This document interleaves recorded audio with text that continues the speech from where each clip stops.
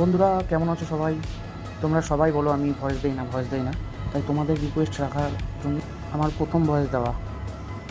আজকে আমি কাঁচা ইলিশ মাছ রান্না করলাম। খুব সোজা একটি সিম্পল রেসিপি। গরমের মধ্যে আমার তো খেতে খুব ভালো লাগে। খুব সোজা একটি রেসিপি, তো পুরোটা দেখলে বুঝতে পারবা যে রেসিপিটার মধ্যে কী কী দিয়েছি। বেশি কিছু দেওয়া নেই, খুব সিম্পল একটি রেসিপি, দেখলেই বুঝতে পারবা।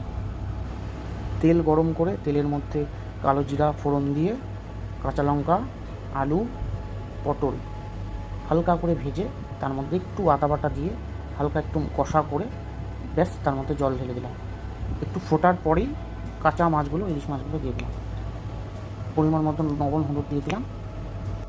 মাছটি দেওয়ার পর কিছুক্ষণ ফুটিয়ে নিয়ে তারপরে নামিয়ে দিলাম। আমার রান্নাগুলো যদি তোমাদের ভালো লাগে তাহলে প্লিজ তোমাদের একটা রিকোয়েস্ট, লাইক কমেন্ট করে পাশে থেকো। আর রান্নাগুলো কেমন হয়েছে জানিও।